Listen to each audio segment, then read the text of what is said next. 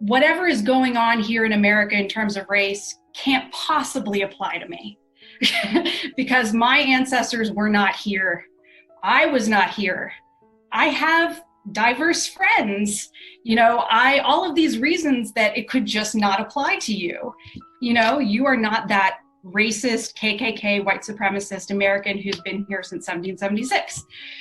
Of course, you are personally not racist in your heart. I'm willing to believe that. But you, by virtue of being a white American, are part of this system that is racist. And it is all of our responsibility to take action to dismantle that system. At the same time, people who want to have a conversation about, we need to cross over those geographical and cultural and political boundaries. We need to overcome personal differences. And we shouldn't have an ideological debate. This is not a debate between left and right. This is a discussion between humans. This is a discussion between people. We want to do better things. The fact that racism is internalized. So we all have our own experience, and it's the four pillars of racism, as I know and I experience it, are the fact that it's institutional, it's systemic, internalized, and interpersonal. So it shows up in how we relate to others, and it also shows up in how we receive it from others. So it's a relation, it's an experience more than a lecture or an academic material, which it can be, and it has its role, but it's also a life experience. Maybe I would say, before I explain, I would say, if you want to know somebody that you don't know, then maybe you can ask them who they are. It's easier that way than to assume that they belong to a certain group when they don't. But as I said, I truly believe that multi-rooted belonging is going to be celebrated. We are not the others. We are actually the fabric of the US and of the world. People who come from different places and they find their own place at some point in their lives. In terms of my identity, I think after much struggle and much, trying to figure out where do I actually belong, I have now made peace with being in between.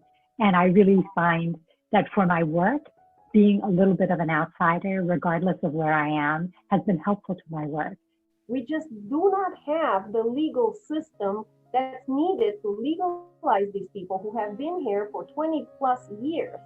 So what's wrong is that we're dealing with an anachronistic system of laws that needs reform. And unfortunately, we're using this anachronistic system of law against folks. We're using it affirmatively to detain and deport them, and definitely not to accept new ones.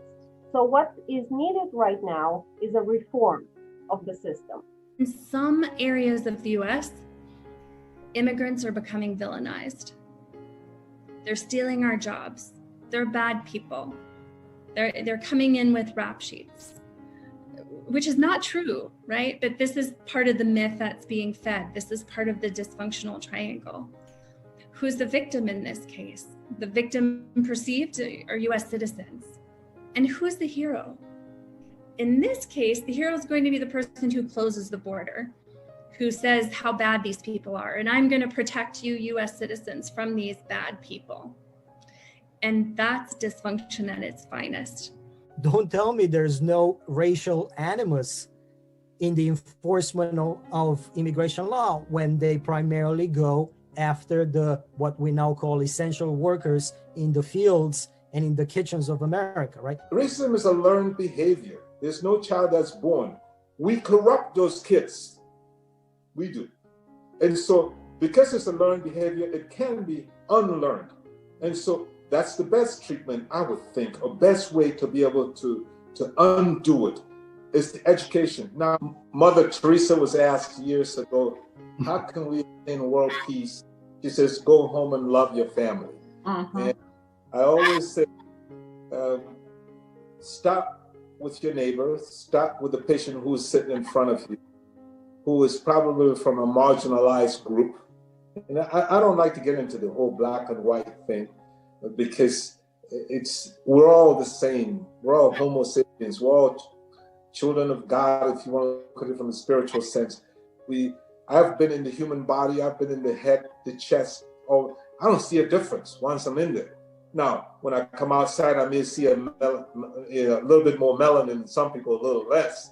But that in itself has nothing to do with the functionality of the body and the soul. So if somebody is in front of you, don't always assume that they may be doing fine, but show them some of the love that you know you would like to receive yourself if you were in their position.